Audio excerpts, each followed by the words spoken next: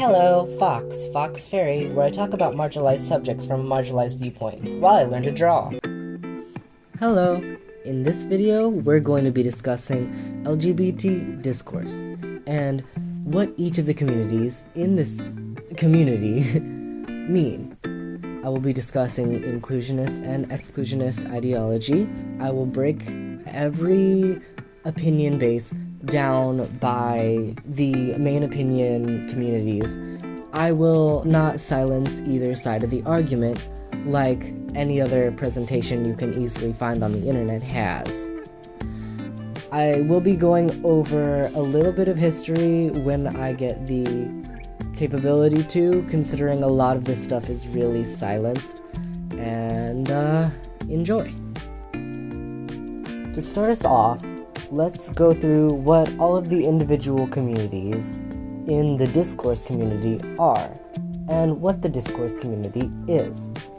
The discourse community is a community of people in the LGBT community, or who care a lot about the LGBT community, who have certain opinions about the community that differ from other people.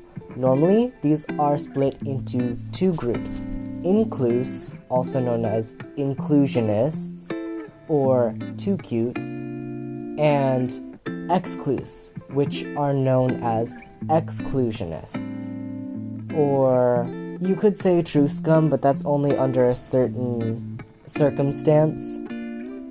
Let's start with the lesbian and gay discourse. Normally these discourses are intertwined, and one who believes one believes the other. However, there are rare and minor cases in which this is not true.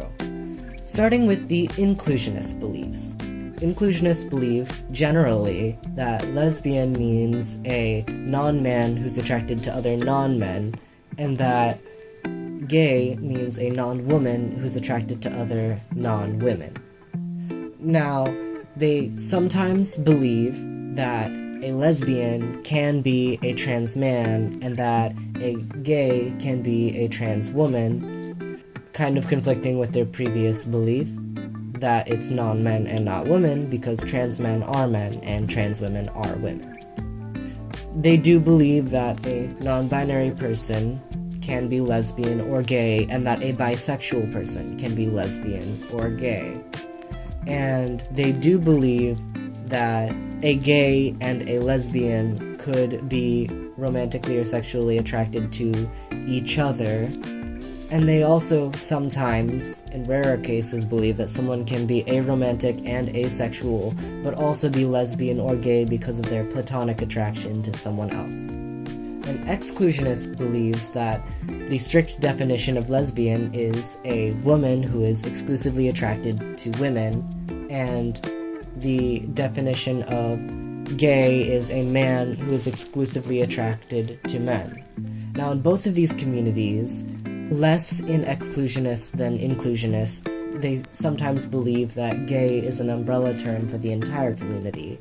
I, as a gravity knife gay, which is a sub-community in the exclusionist community, believe that gay should not be used as an umbrella term, which is the exclusionist opinion, but it's not held by all exclusionists. And inclusionists, however, will normally default to gay is an umbrella term for the entire community.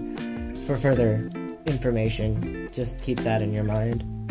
Anyway, an exclusionist believes that a non-binary person cannot be gay or lesbian, but they can be feminamoric or viramoric, or alternatively, they could use the umbrella terms trixic or toric, and that if a woman or man is attracted to a non-binary person, it doesn't necessarily make them lesbian or gay, and well, it's that they wouldn't be lesbian or gay, they would be sapphic, or they would be Achillean, or they could be bisexual, considering that non-binary isn't normally a sex, and sexual attraction is based on the perception of someone else's sex, in the exclusionist side of the debate. However, some exclusionists do believe that someone can be explicitly attracted to non-binary people, and there are micro-labels for that, but we're not necessarily going to dig into those today, as that is another conversation that I don't have a very strong opinion on yet. So, the communities on the inclusionist side that believe their belief system don't really have a name. I've heard they have candy-based communities based on inclusionist belief, but I've never actually seen one of them on any online community. The exclusionists have two communities that hold these beliefs. Longsword lesbians, who believe that lesbian is a label meant for only women who are exclusively attracted to other women. This includes trans women. This does not include non-binary people or bisexuals. But they don't inherently agree with gravity knife gays.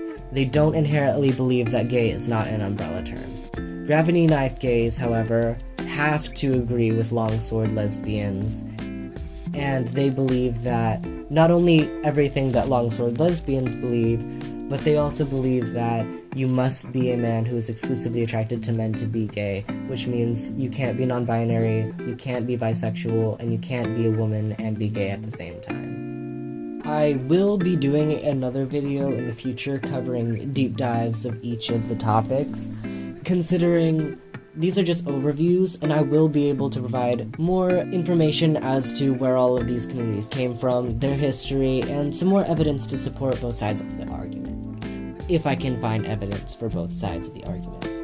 Anyway, continuing to bisexual discourse. Bisexual discourse, or battle axe bisexual discourse, includes, on the inclusionist side, I don't think their side has an individual name, but I can do more research in the future. I just haven't been able to find anything. But they believe that bisexual is one of the many labels that you can use to identify your multisexuality. They believe in labels like pansexual, polysexual, omnisexual, hetero and homoflexible, things like that, or sexuality fluid, I think is what it's called, or like gay fluid, bi fluid, stuff like that. And a very small subset of them believe that pansexual is the more politically correct side of the argument, and that bisexual shouldn't be used. But that's a small community, from what I've seen at least. On the exclusionist side of the debate, we have a community called the battle axe bisexuals, who believe that labels like pansexual, polysexual, or omnisexual contribute to the erasure of bisexuality and historical events, like the publishing of the article The Bi Manifesto on the magazine Anything That Moves. They believe that the definition of bisexual is being lost, and that oftentimes people are not representing bisexuality properly, contributing to a lot of damage to the community or people observing it. On the exclusionist side of the debate, they've seen things such as bisexuality being defined as something that does not include non-binary people or trans people because of the existence of the label pansexual, and some of them even believe that someone being bisexual who uses the label bisexual and is attracted to non-binary people and trans people would be something that they've created called panphobic. However, panphobia is a chronic fear for fear of everything that was already its previous definition. Battle axe bisexuals believe that the meaning is being lost in that because of labels like pansexual, people believe that a bisexual can't be attracted to all genders, or not all but more than two. There's also the issue that the inclusionist side of the debate have been like, okay, but bisexual means you have a preference, so you can still be attracted to all genders, but you have to have a preference. But bisexuals have said, no, because you don't have to have a preference to be bisexual, as stated in the Bisexual Manifesto from the magazine Anything That Moves. Any attraction that isn't monosexual. People believe that this contributes to society treating bisexuality as some sort of politically incorrect or some sort of offensive label to put upon yourself.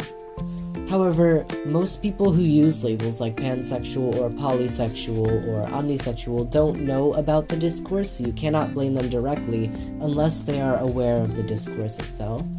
And some people have already attached themselves to the label. Some exclusionists believe that as long as they are acknowledging it as a microlabel under bisexual, then it's fine. Some exclusionists believe that they should take time and effort to try and become less attached to that label as a part of their identity. A lot of people who are not aware of the discourse gravitated to the label pansexual because it was more politically correct, or because they liked the flag better. I've known people in real life who didn't even meet the standards of the label pansexual and still identified with it for some reason. For example, I knew someone close to me who isn't attracted to non-binary people, but they still use the label pansexual to describe themselves. And they switched to the label pansexual because they were dating a trans woman instead of a cisgender woman. The transgender discourse. There has been one community on the inclusionist side of the debate called the Too Cute community. This comes from a user on Tumblr who created the terms too cute and true scum, calling too cute to be cis, and true scum transsexual scum. Both of these words coming from the too cute side of the debate. True scum being made specifically to target trans medicalists. On the exclusionist side, there are 4 communities that fall under this. Well, I guess you could consider it 4.5, because one is more than just transgender discourse.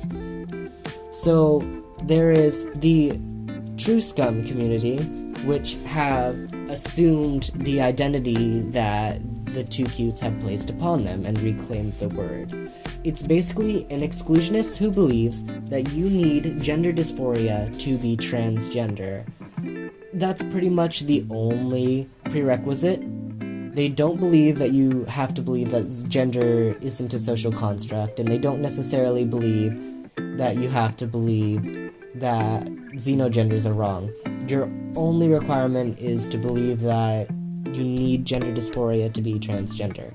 The transmedicalist side, which believe that you do need gender dysphoria to be transgender, and gender dysphoria is caused by having a brain that is closer to the sex that you identify with, or the gender associated with the sex that you identify with.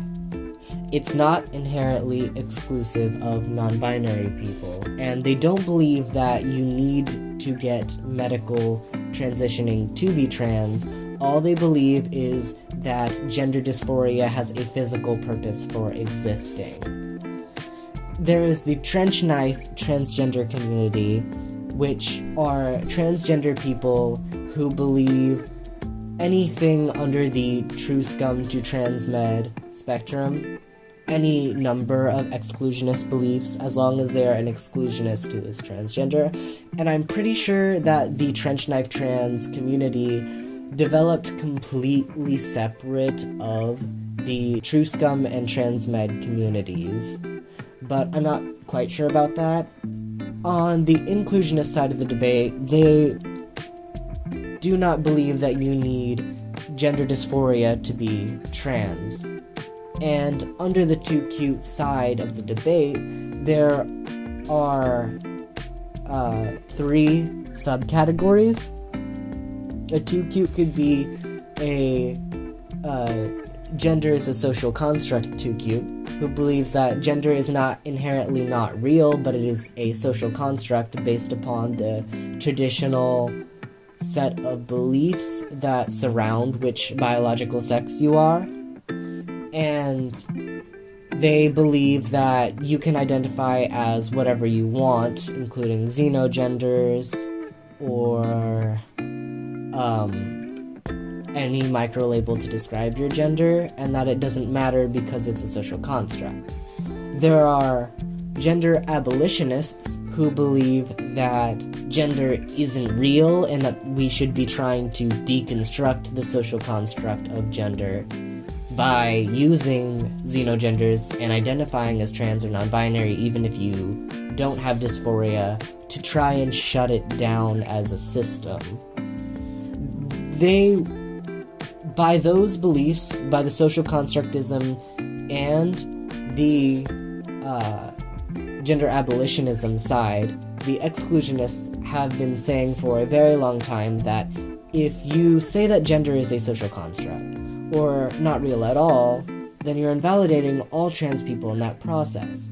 Because that would be saying that being trans is a choice. Because if it is a social construct, all social constructs are a choice. You choose what language you use, you choose which currency you use, and you choose which government you follow. These are things you can just not abide by at any time. But a transgender person is physically different from a cisgender person. That is the exclusionist argument against gender abolitionism and gender as a social constructism.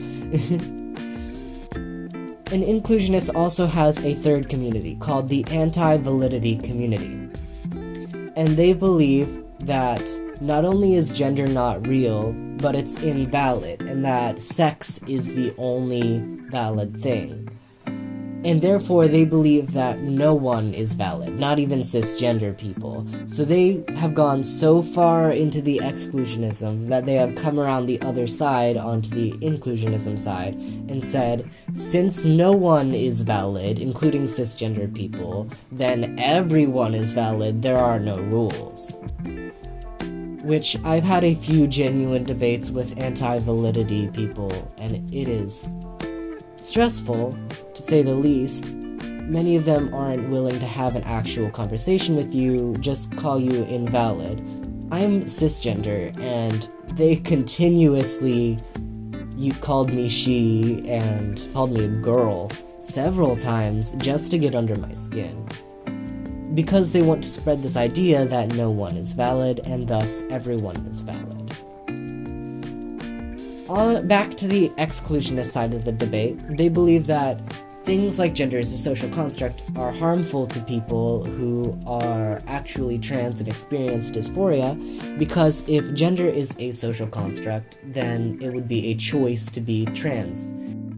Hey, Editor Fox here. I just wanted to let you know that inclus and exclus have two different definitions of gender. Exclus believe that it's your internal sense of self, and inclus believe that it is society's expectations for males and females.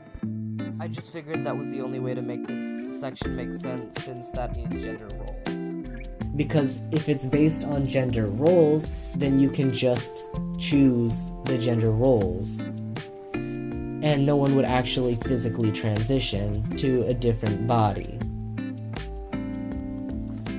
They also believe that if you don't experience dysphoria, well, at least trans meds do, then you shouldn't transition, because it takes resources away from trans people who experience dysphoria. That transitioning is the medical treatment for gender dysphoria.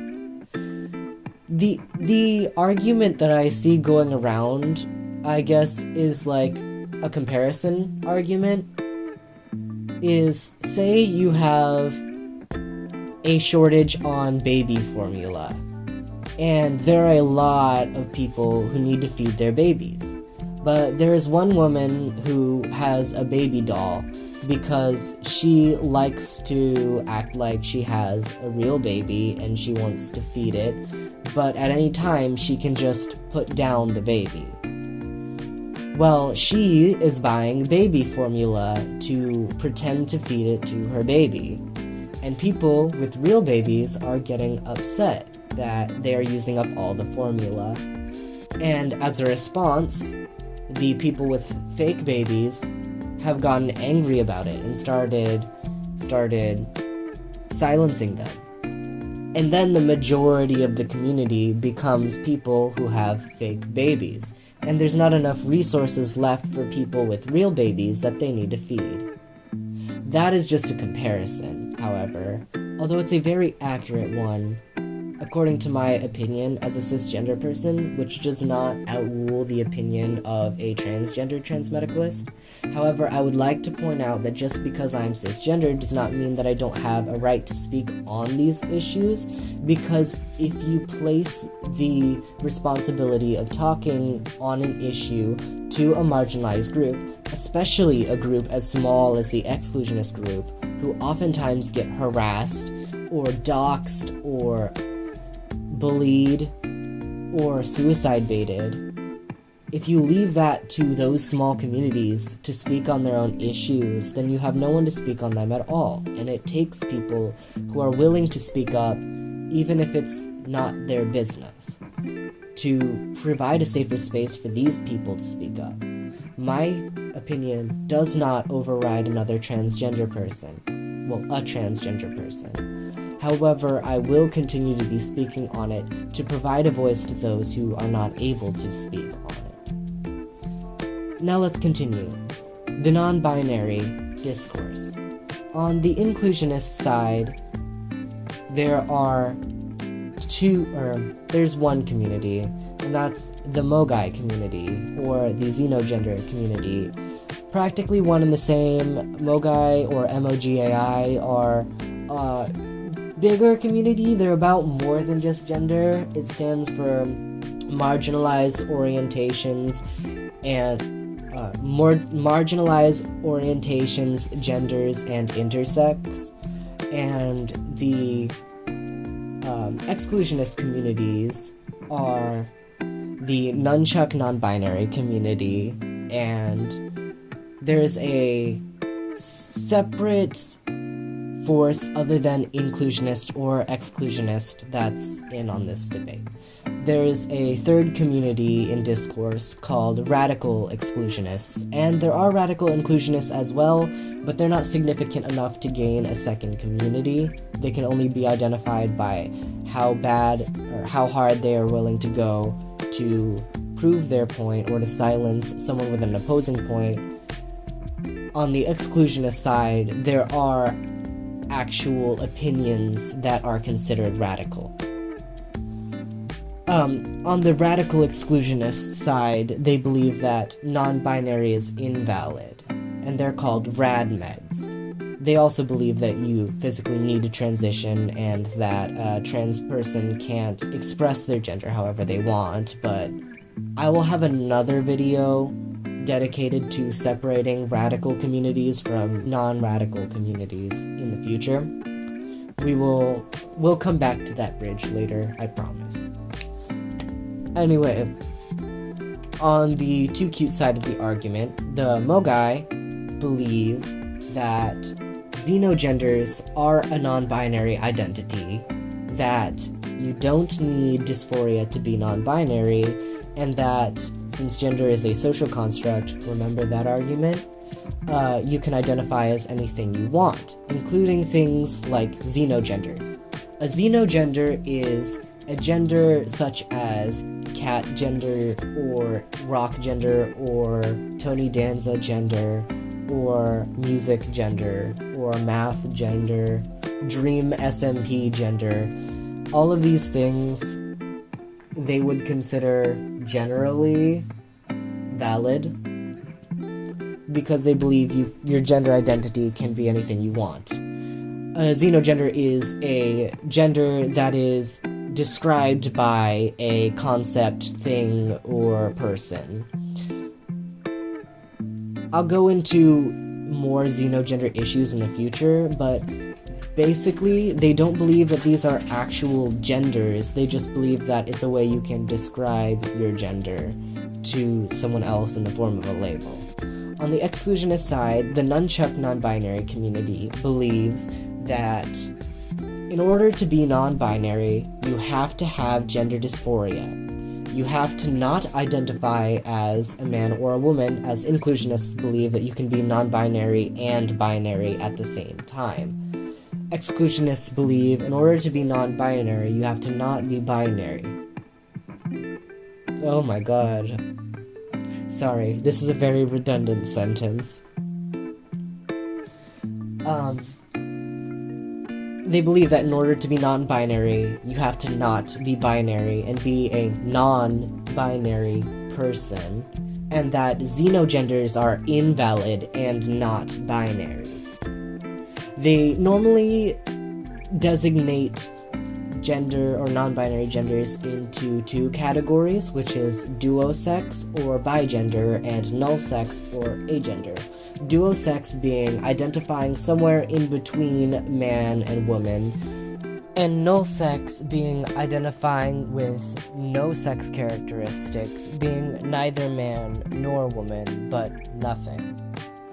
Some exclusionists believe that someone can be demigender. There's no transmed word for demigenders, like how bigender has the word duosex and agender has the word nullsex. They don't have a transmed word for demigenders because it's pretty much half and half, 50-50, if transmeds support or don't support demigenders. A lot of it, I believe, stems from the misconception that being a demigender is being both a binary gender and a non-binary gender. My personal belief is that a demigender, such as demi-boy or demi-girl, also known as demi-man or demi-woman, is being somewhere between man and the center of the gender spectrum, or woman in the center of the gender spectrum. So, say if you have mismatching sex characteristics that you would like, such as a genderless lower body and a gendered upper body, or a mix of gendered traits all across your body, but a more masculine or feminine leaning, then that would be placing you on a certain part of the non-binary spectrum.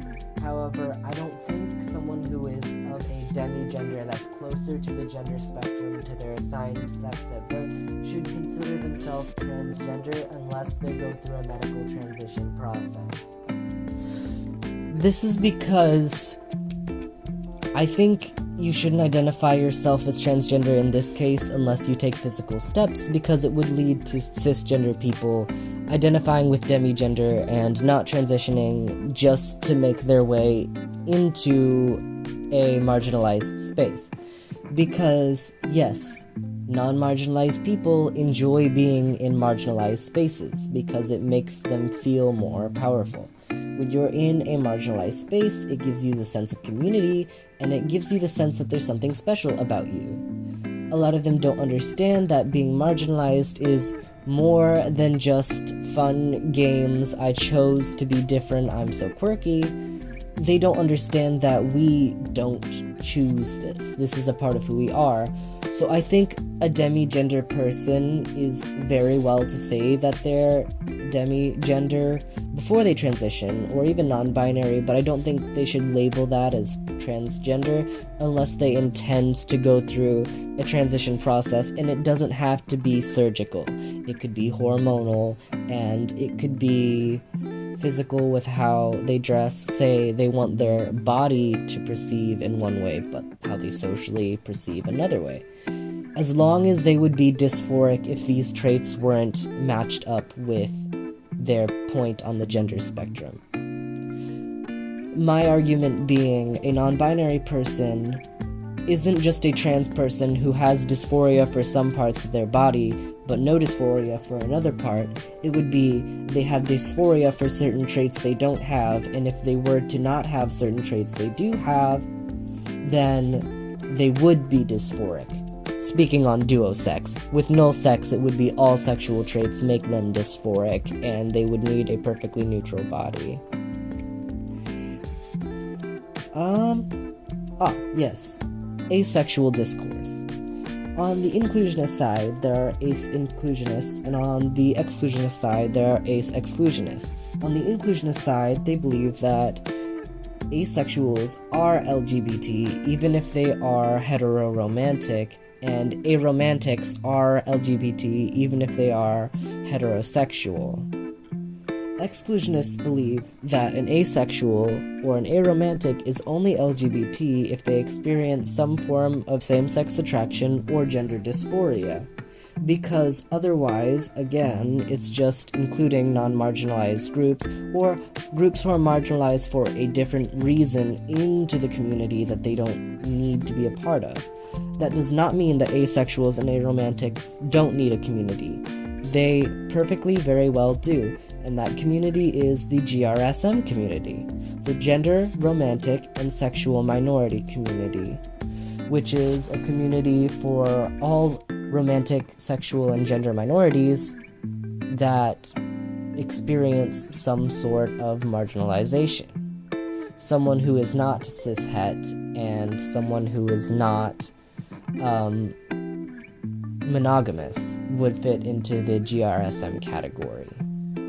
LGBT exists as a community, in my opinion, for people who experience same-sex attraction, bisexual attraction, or gender dysphoria, because the LGBT community is about gender. It's about your gender and the oppression you face because of it. Because as a gay man, if I were a heterosexual woman, or if I were attracted to women, then I wouldn't have the same type of oppression as I do. And oftentimes, transgender people were lumped in with homosexual people in the past as a group. Even though they're completely separate groups, that's what bigots have done. Asexuals, however, experience a different kind of oppression that's mostly social.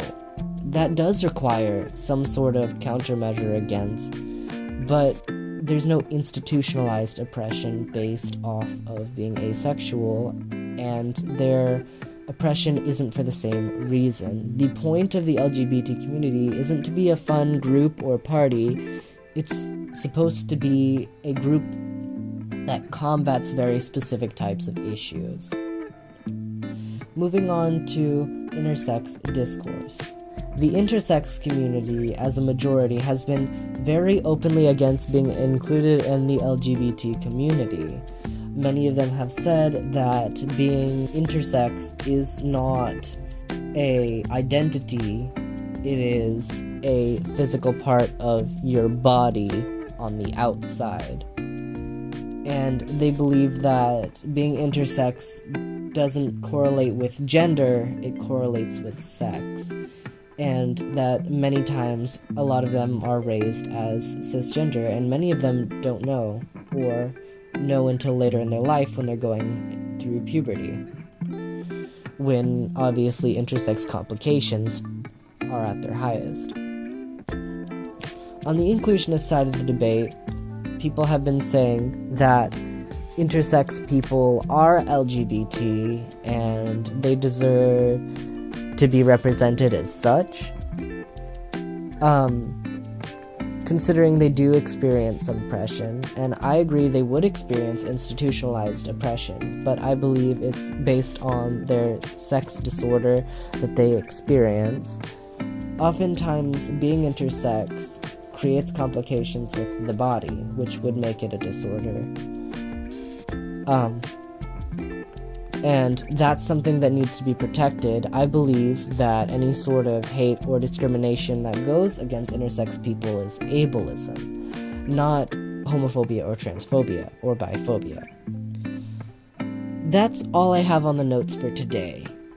However, I will be making more videos on this subject. I will make a discourse playlist series for everyone once the second video comes out, and you'll be able to consume them in whatever order you like. I don't mind. I'll always refer to the first video, or at least attempt to with my limited technological ability. I will see you in the next video. Thank you for watching, and a subscribe would be much appreciated. I love you guys.